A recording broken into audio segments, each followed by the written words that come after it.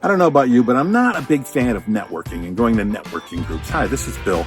This is Creative License, and thanks again for checking in. And I had this come up the other day, and I usually, when somebody says, I really don't like these networking things, I'm like, yeah, me either. So I don't do it, right? I know how, but because I don't like a thing, sometimes I'll back off and I won't do a thing. But I'm there. If I take the time to get in a car and drive to a thing and do a networking, and then I don't do it, that's on me. I'm responsible for that. Yeah, it might be hard, but mostly it's hard because you just don't want to do it. Okay? Networking, there are rules that people put on it, right? You got to know how to say what you're going to say. You have to have yourself an elevator speech, blah, blah, blah, blah, blah, blah, blah. None of that really matters. Networking is really designed to connect you with other human beings. Really.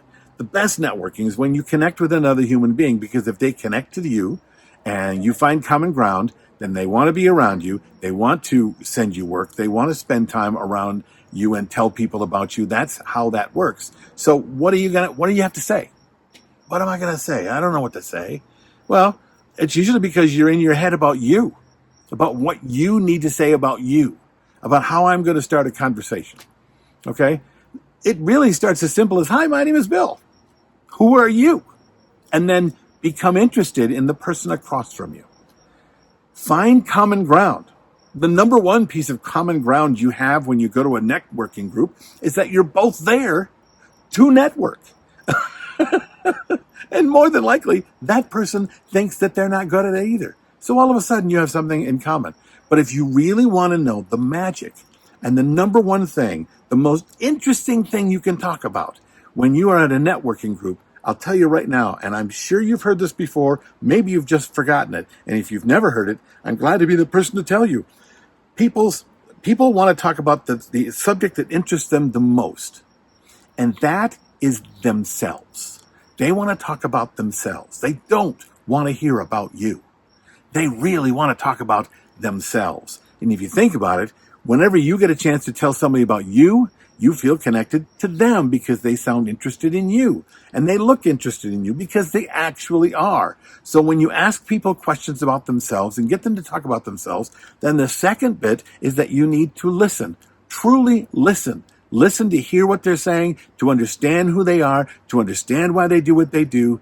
Really get curious about not only what they do, but who they are, where they came from. If they're married, if they have kids, if they're into bicycling, if they're into sailing, if they love the shoes they're wearing. I mean, really, people like to talk about themselves.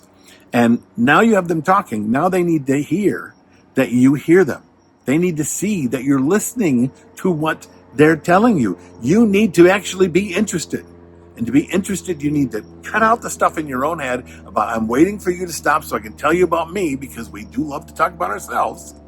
And really just listen to them, connect with them, learn about them, repeat back to them what you've learned about them, help them feel like you are interested, not because you've acted like you are, but because you actually are. The people you are closest with, your friends, your family, the people you feel most connected to, but the people that you listen to and really understand. And very few people get listened to. Most people don't feel listened to or understood. That's most people. Give them a small sliver of that in a networking group or in any situation where you can actually be with another human being to connect with them, and you all of a sudden have somebody who wants to be around you more. This is not rocket science, but it is a practice, and it is something you need to be better at. Okay, and if you get better at it, then the more you do it, and the more it becomes something that is natural, and you're going to be a person that they can't wait to be around. They can't wait to tell other people about you. That's how this works. Okay, try it out.